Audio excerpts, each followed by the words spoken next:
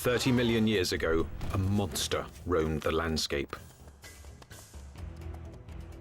Well, we're talking about one of the most ferocious animals that probably ever walked the earth. This was the biggest beast to live in North America since the dinosaurs. Look at the size of that skull.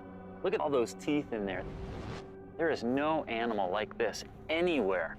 See, if this thing's biting over the front... But this creature's true character has baffled the world's best paleontologists. It might look like a pig, but it's more vicious than a grizzly bear. One thing is for sure, this beast was so frightening, some call it the pig from hell.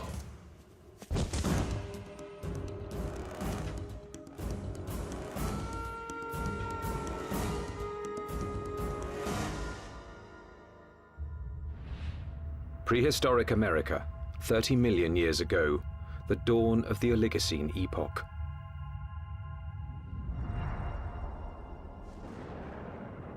The Earth was cooling, and as temperatures dropped, the landscape began to change.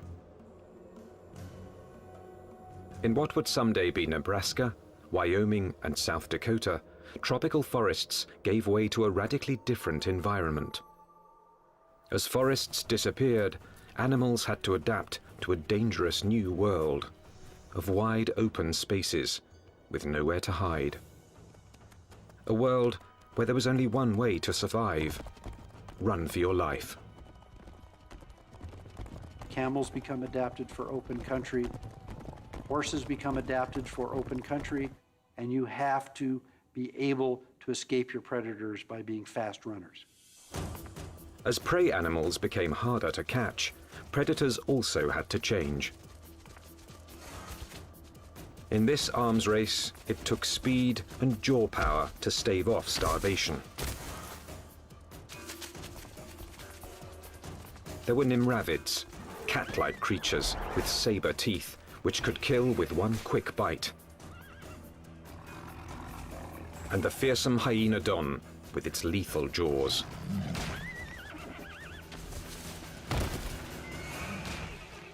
There was another animal stalking these deadly grasslands. Scientists call it the entelodont. More than a meter at the shoulder, weighing in at 270 kilos, entelodont was the Oligocene's #1 menace. Entelodonts, I mean, they were really bad-looking animals that only a mother could love. And if you were another animal on the landscape and you saw one of these things, I think you'd go in the opposite direction. Paleontologists have always looked at the entelodont's sheer power with reverence. But its behavior is one of evolution's most puzzling enigmas. Was it a pure hunter, or did it use its battle tank body simply to protect itself from other predators? Between the biting and the chewing, you wanted to stay away from the business end of this animal. Just look at it. Look at the size of that skull. Look at all those teeth in there. There is no animal like this anywhere. Entelodont's name means perfect-toothed. Its teeth were driven by a perfect system, which gave this creature a ferocious bite.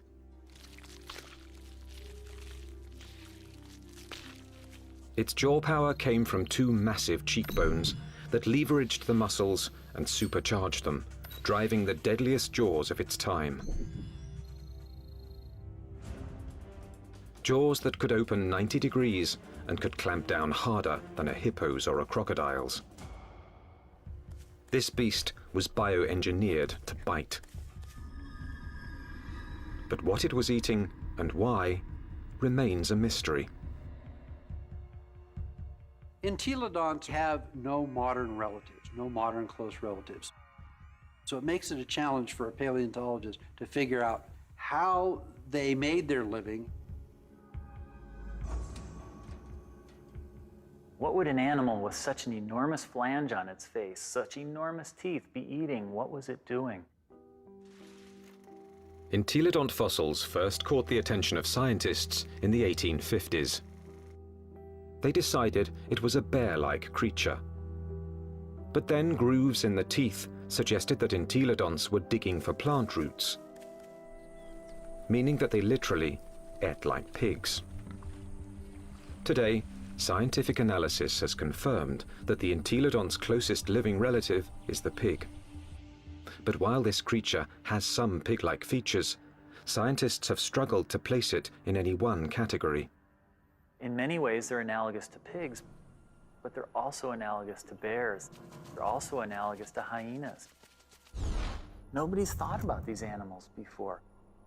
And there's no animal alive today that is a direct comparison to entelodonts. The lifestyle of entelodonts has provided paleontologists with difficult questions. A new generation of scientists is looking at the entelodont to determine why this plant-eating animal had teeth like a carnivore. Entelodont jaws held 4 different kinds of teeth: canines, incisors, premolars, and molars at the back. The back molars were ideal for grinding vegetation, but it's hard to imagine that the entelodonts would have needed such lethal canines and incisors just to grab plants. Then, in 1993, a discovery suggested that entelodonts were chewing on much more than plant roots. We've got a set of vertebrae here. You can see the neural spines are evident. For over 15 years, this quarry site in the Badlands of South Dakota provided paleontologists with a multitude of fossils from the animals that shared entelodonts' world. There it is. First time out in 33 million years, huh? 30 million years ago, this place was a watering hole crowded with rhinos, camels, and early horses.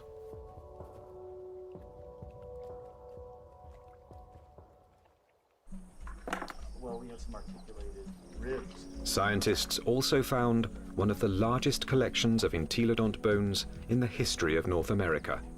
So many that they dubbed the site the Big Pig Dig. Fossil hunters also found the prehistoric equivalent of fingerprints. Entelodont teeth marks all over the bones of the biggest and fastest animals of its time. These represent bite scars along the dorsal margin of this rhinoceros skull. Well, what could make these marks? If we take an entelodont skull, we see that the premolars are widely spaced apart. So when we lay that over the top here, lo and behold, they're matching up quite well, suggesting that this animal is at least a likely candidate for biting through the top of the skull of this rhinoceros. The dig presented key evidence that entelodonts didn't just eat plants, suggesting that they were less like modern pigs and more like fearsome prehistoric predators.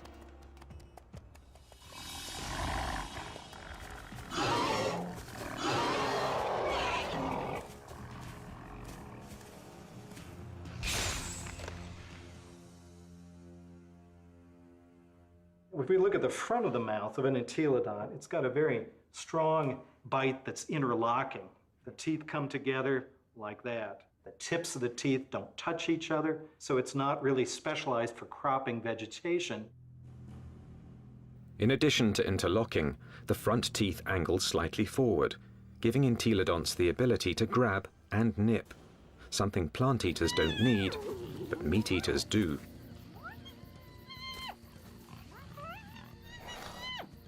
The incisors and the canines have been perfectly capable of tearing a bite out of a carcass. But dentition isn't the only reason paleontologists believe the entelodont was a dedicated carnivore. Under Wyoming's rugged terrain, scientists are finding more and more bones bearing the signature of entelodont's powerful jaws.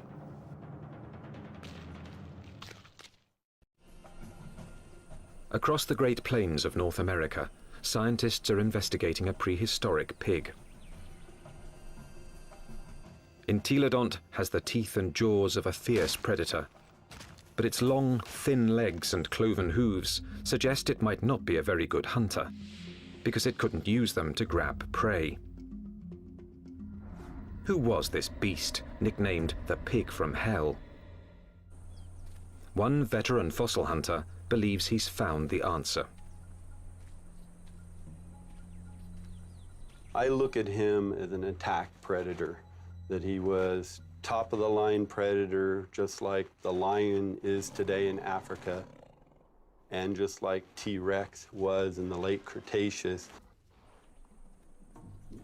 Paleontologist Kent Sundell has great respect for this creature's power to kill. At Wyoming's White River Formation, he's found what he thinks is ultimate proof of its hunting prowess. 25 million years ago, this was a flat plain near a river where horses, camels, and rhinos gathered to drink.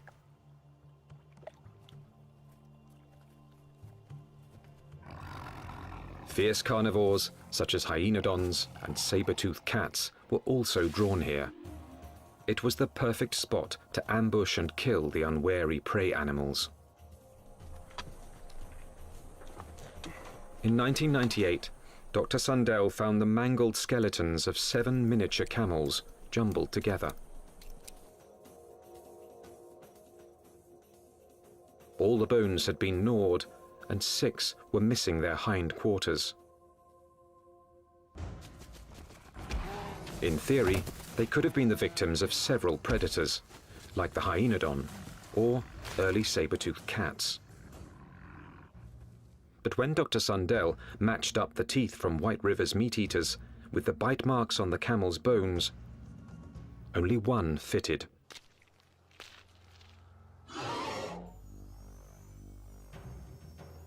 Bite marks alone don't prove these camels were killed by an entelodont, but where the bite marks are might be a clue.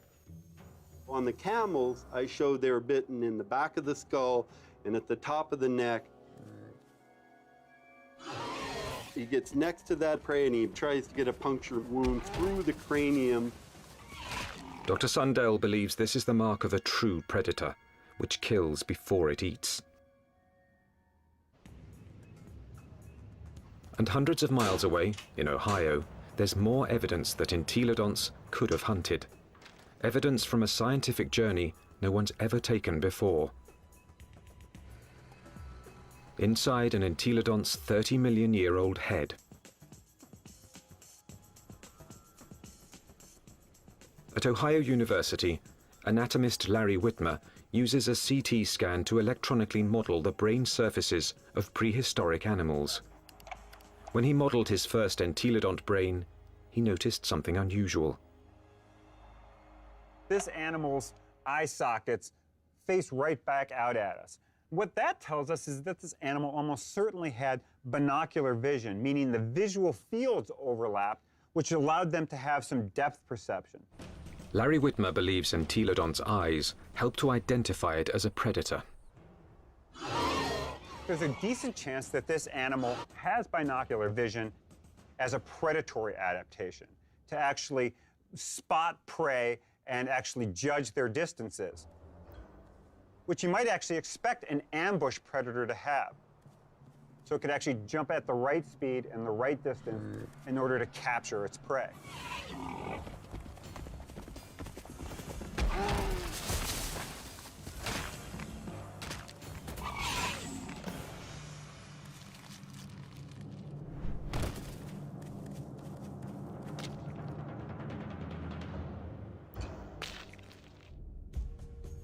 But entelodont's bizarre bioengineering doesn't inspire confidence that it could run and jump.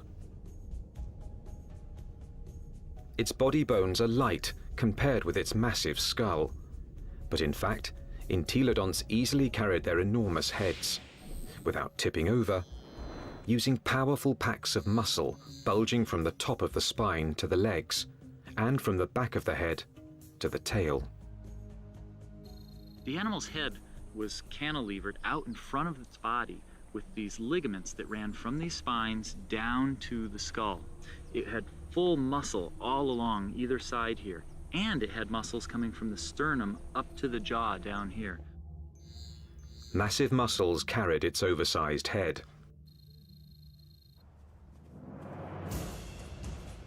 But to bring down a camel, it would also have to run fast. And that's when the entelodont's agile, lightweight body may have paid off. There's just one problem.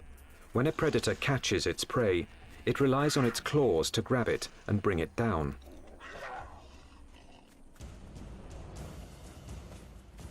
Armed with only cloven hooves, there is no way the entelodont could have captured a fleeing camel. Or is there?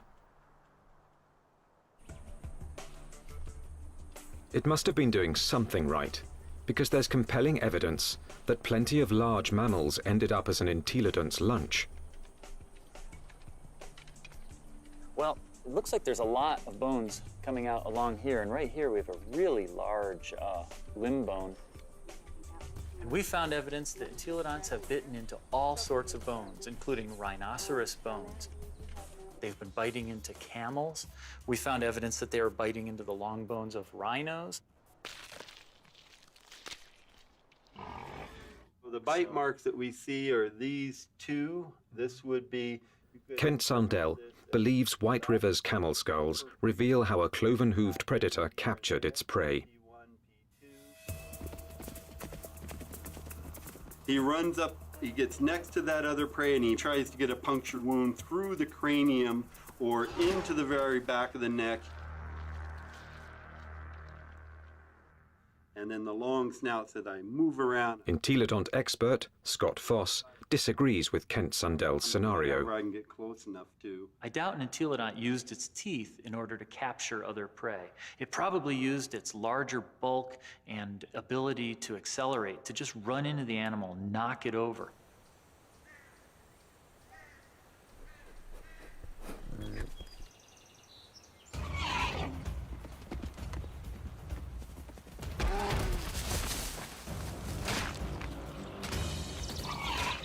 Once I had that animal knocked over, then the teeth can go into business, then the jaw goes into business, and it could crush whatever it went into. And it probably bit the animal right there in the head. Entelodont had all the tools necessary to kill prey animals. But there is more to the job of hunting than just the kill. A top-flight predator must have the ability to find and ambush its quarry. To understand this part of the process, science needs a fossilized window into an entelodont's world. What would we see if we could follow in an entelodont's 30-million-year-old footsteps? At a fossil site in Nebraska, that's exactly what scientists have done. And these footsteps have led them on the trail of the creature's hunt for food.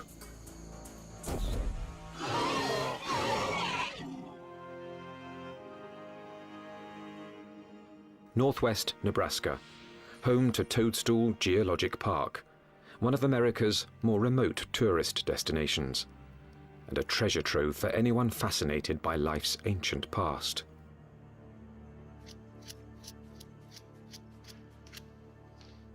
Okay, here's our heel pad. Toe, toe, center hoof, which bears most of the weight, the middle toe. So that makes this a very nice rhinoceros print. 30 million years ago, these solid rocks were muddy stream banks, where migrating animals left their footprints, still preserved in Toadstool's rocks. Well, once we get it clean, it's a very nice rhino. Weigh in anywhere around 500, 600, 700 pounds.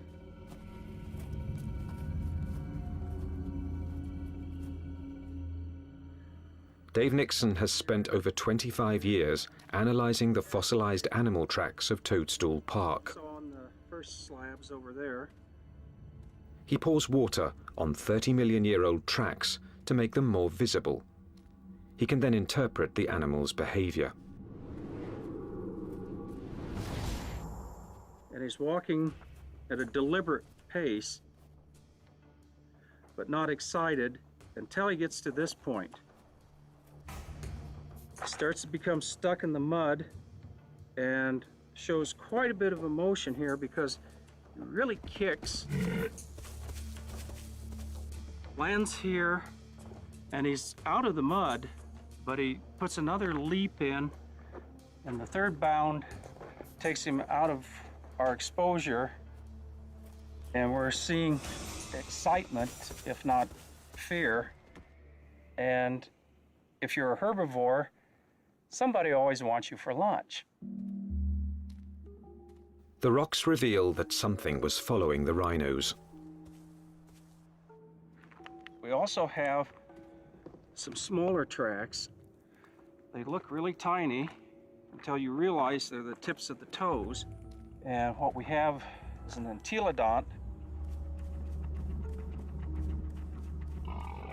The entelodont tracks at Toadstool Park give experts like Dave Nixon an unparalleled opportunity to understand how these creatures might have hunted.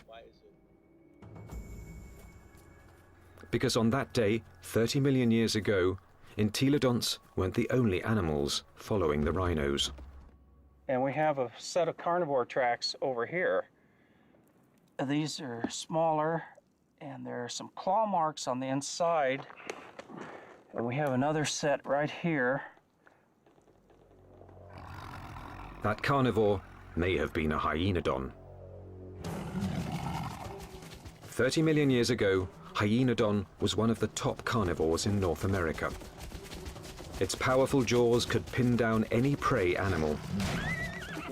Then its razor-like teeth would finish the kill. But it also had the patience to track the prey over long distances. The carnivores are following the herd animals who go through first and fairly close. They'd be relatively on the heels of the group.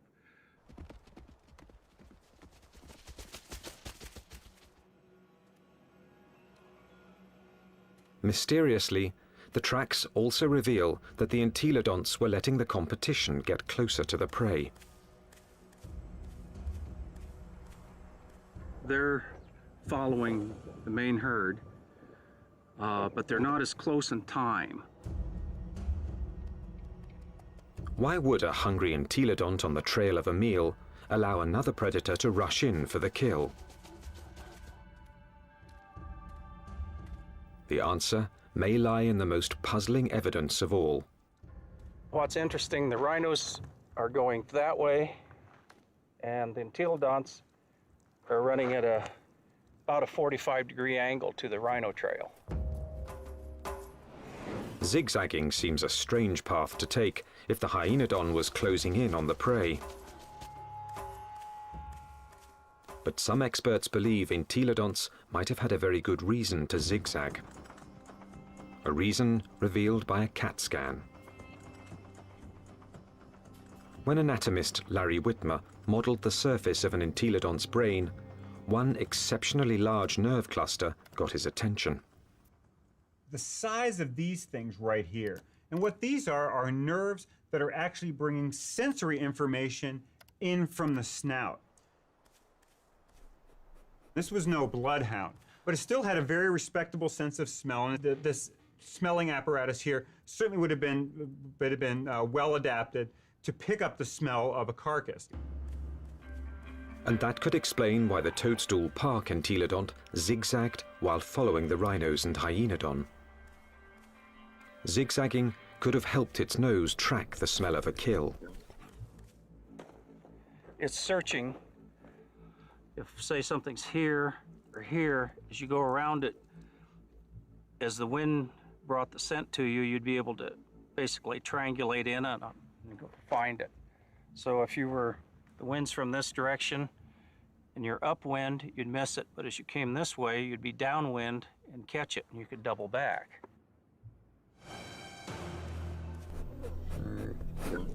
It puts its nose up in the wind, it catches the scent, and then it's going to start zigzagging along, walking from one side of the riverbank to the other until it picks up a smell, and then it'll start zeroing in on it. And by moving from side to side, it's able to pick up changes in that smell and zero in which direction it wants to go. How do we know this behavior? Because animals with good smell do that today.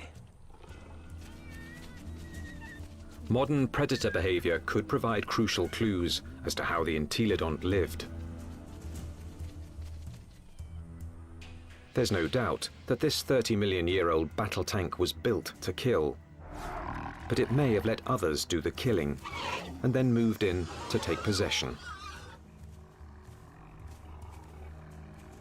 One of the strategies we often see that takes place is where one animal will chase another one off of a carcass.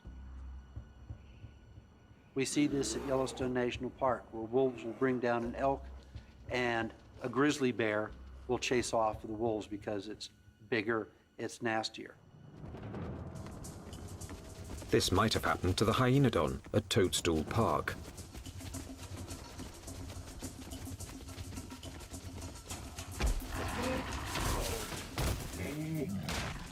The hyenodon has run down and killed an exhausted rhino and is feasting on the carcass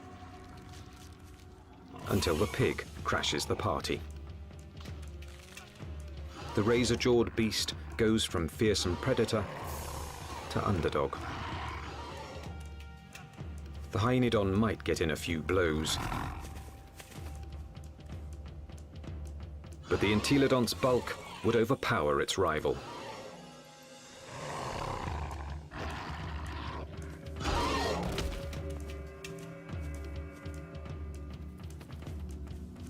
Entelodont had the tools to take any carcass it wanted. I can't think of any other carnivore that might stand up to it.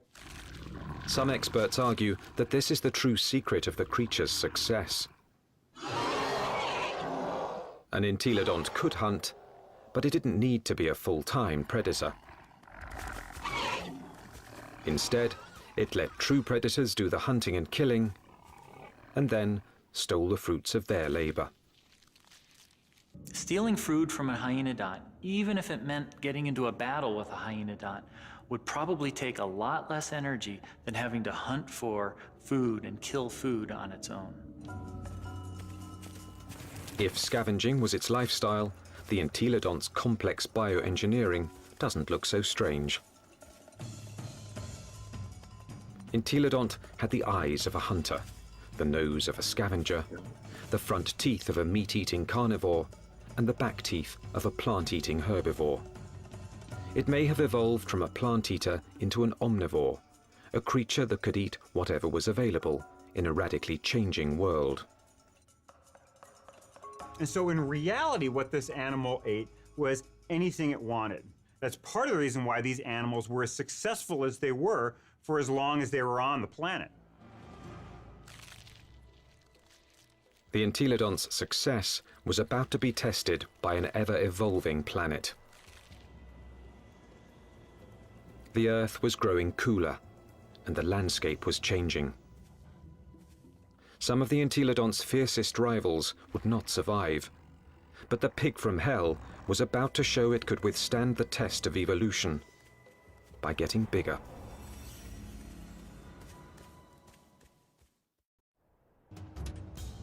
"25 million years ago, entelodont reigned supreme. It roamed the North American Badlands, eating everything, fearing nothing, taking any food it wanted." Well, we're talking about the biggest, meanest animal that ever walked the Badlands, and was one of the most ferocious animals that probably ever walked the earth. Nothing could stop the entelodont from dominating their world for millions of years to come. Nothing, that is, except planet Earth. 25 million years ago, the time known as the Miocene began. The Earth grew even colder, and once again, North America began to change. The trend towards drying, a more arid environment continued, and you see woodlands become less frequent, become more scattered, spotty, confined along rivers. So you're talking about an open grassland environment very similar to what we think of the Great Plains today. The fossil record reveals that as plant foods grew more scarce, mass extinctions began. Survival depended on traveling long distances to find something to eat. One of the selective factors that we see going on is animals becoming larger because it enables them to cover larger distances to find the food resources that they need to survive. And that meant that predators were confronted by a life or death problem. Now, the animals they hunted were bigger, faster, and much harder to kill.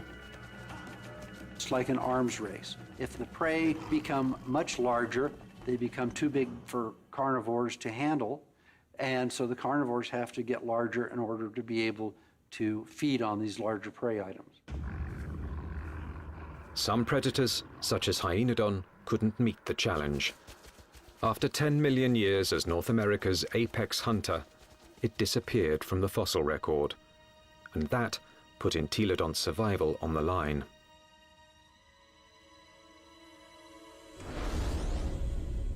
When the predator is gone, the scavenger is now in danger. The scavenger now needs to adjust its lifestyle. And if the scavenger isn't very flexible, it's going to have a difficult time. And in fact, the so-called pig from hell disappeared from the fossil record at about the same time. But this species wasn't gone. Entelodonts evolved to rule the North American plains with a vengeance. This pig hadn't become extinct, it had supersized. This new version stood over 2 meters tall and was 4 to 5 times the size of its predecessor. It still had a battle tank body and a sprinter's legs. Its skull and jaws were now even more massive and more intimidating. It was bigger than a modern bison.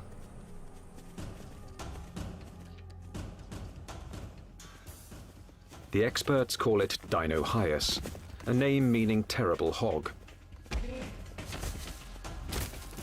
Terrible enough to earn a nickname of its own, the Terminator pig. Dinohyus. This is the monster of monsters. This is the beast of beasts. The skull alone is almost 1 meter long. This thing could bite through anything.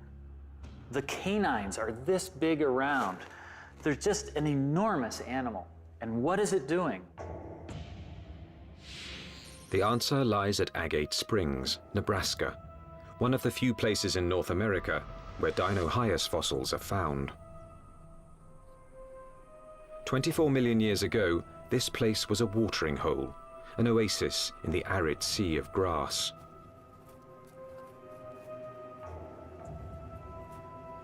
Hundreds of animals, many of them rhinos, gathered here to drink.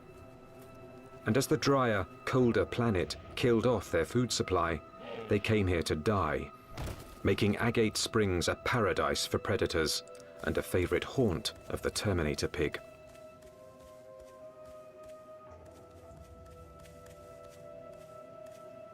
This thing was eating the big animals. We think that this guy was specializing on the large rhinos that lived at the time, on the calicotheres that lived here at Agate Springs. This is a limb bone from a calicothere, and in it we have a bunch of bite marks made by either a predator or a scavenger. The Entelodont premolar, one of the teeth you find just behind the canine, appears to match these holes very well. When its crushing jaws bit into some of the Miocine's biggest mammals, Dinohyus was chewing on more than meat.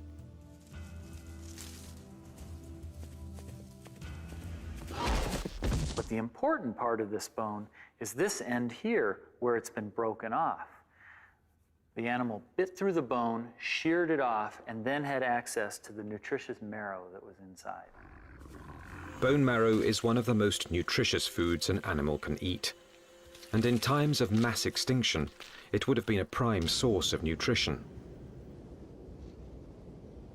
As the Miocene climate change killed off thousands, a diet from scavenged bone marrow may have allowed the Terminator pig to thrive. The long bones contain marrow, which is good for several years after an animal dies, so think of it as canned fat that would be available during a drought. So the pigs could still find food after a massive die-off, even if they're looking at mostly skeletons. The Terminator pig was the pinnacle of entelodont's evolution.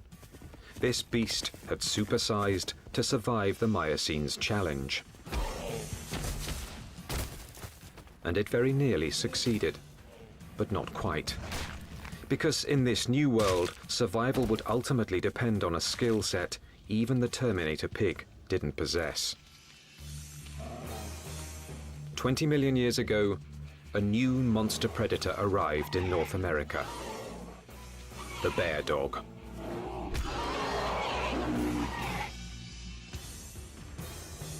The Miocene epoch, 20 million years ago. In what's now northwest Nebraska, Dinohyus, aka the Terminator pig, is settling down to eat. The chances are good that its meal will be interrupted.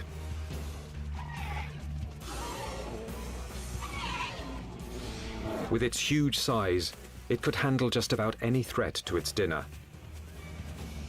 Except a threat it had never seen before: the bear dog. A recent arrival from Asia, this savage, bone-crushing beast wouldn't back down from any fight.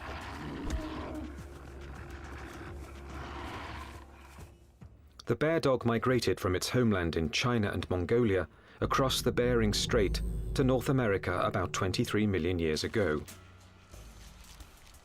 Just about the time that North America's top predator, the hyenodon, suddenly disappeared.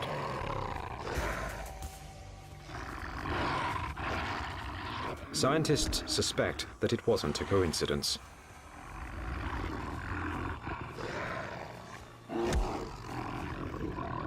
They certainly were probably much better predators in lots of ways compared to hyenodon.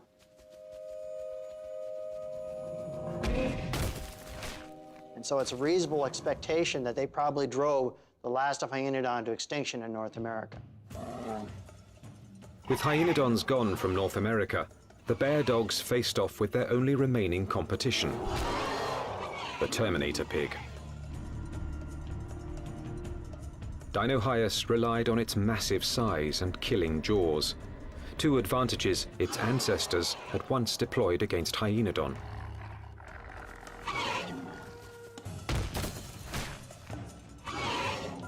But the bear dogs counterattacked with new evolutionary weapons. Its first weapon was speed. With its heavily muscled, top-heavy body, Dinohyus could be a fast runner in short bursts. But on the vast, open plains, the bear dog's bioengineering was perfectly suited for long-distance pursuit of prey that was becoming much harder to catch. When you look at the skeleton of this animal, it's a much more sophisticated, much faster running animal. We see longer legs in the horses, longer legs in the camels. So if it came to running down prey items, this animal would have had an advantage. Its next weapon was its teeth. Entelodonts ate well because their jaws and teeth could tear flesh and crush bone to extract its highly nutritious marrow. But bear dogs could do these things just as well. In fact, even better.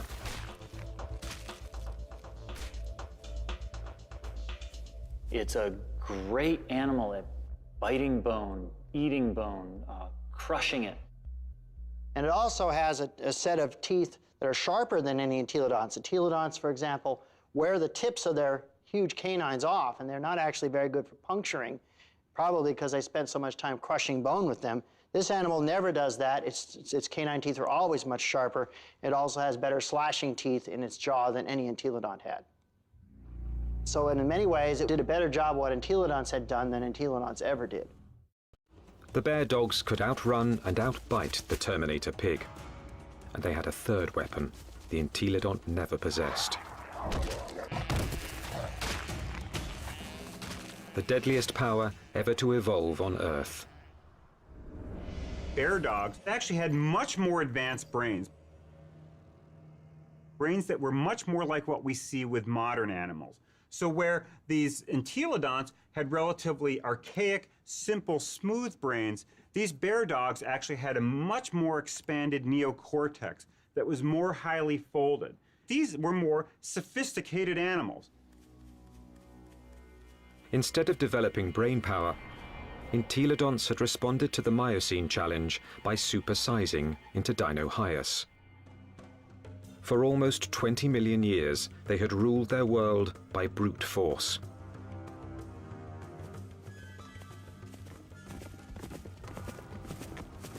But no more. From now on, brains, not brawn, would decide who won and who lost nature's battle to survive. The mammalian world was fully caught up in this neural arms race. That arms race was starting to take place, and these entelodonts apparently weren't taking part in that. That may have actually put these animals at something of a disadvantage. This was an animal that almost certainly was driven mostly by instinct, with fairly predictable, stereotyped responses. This was not a clever animal. In combat, Dinohyus would have been bigger and stronger, but brain power could have given bear dogs the decisive advantage. Today, intelligent predators like wolves make up for their smaller size by hunting in packs to execute a creative plan of attack. Bear dogs might have followed the same strategy against Dinohyus. It's very difficult for Dinohyus to compete with the bear dogs. With a pack of bear dogs, even a large Dinohyus would have a difficult time chasing them away from a kill. These smaller, less powerful, but more clever animals potentially were able to actually steal kills away from Dinohyus. That they actually could have used different kinds of techniques. Fooling Dinohyus, being able to lead it away, or to actually even take on Dinohyus itself in actual combat.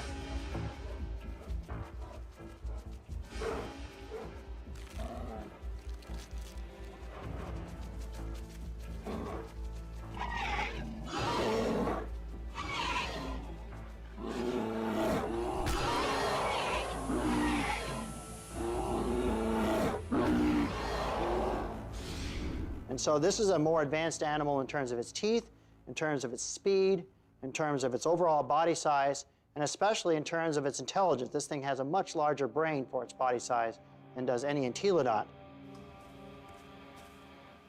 This animal had entelodonts beat in almost every way you can think of.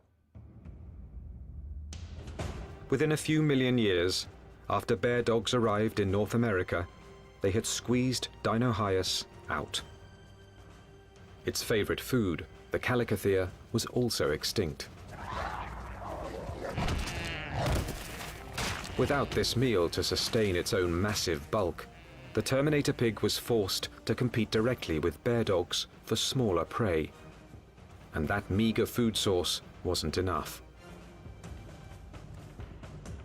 The supersizing that had once guaranteed success was now a fatal flaw.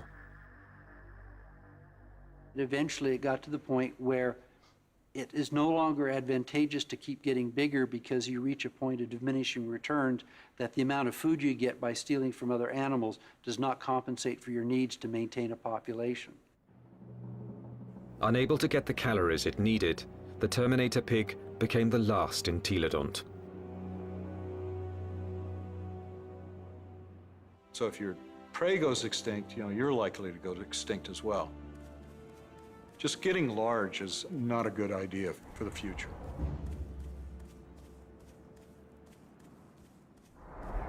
Despite its rapid demise, entelodont was an evolutionary success. It dominated its environment for nearly 20 million years. It had the ability and intelligence to either hunt, scavenge, or forage, allowing it to survive on any available food source. This behavior is now the norm for more modern omnivores, like bears and humans. And some think a bit of entelodont's predatory instinct still lives on. When I was a kid growing up on a farm, I was always told, don't fall down the pig pen, they'll eat you. But the entelodont's living legacy isn't what fascinates the experts. Science is unraveling its secrets. Nothing else quite like it has ever walked the earth.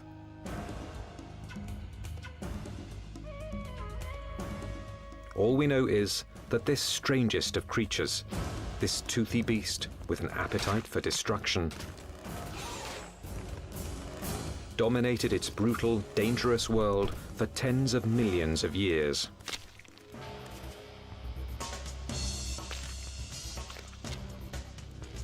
A powerful tribute to the entelodont, perhaps the most unusual and the most mysterious of all prehistoric predators.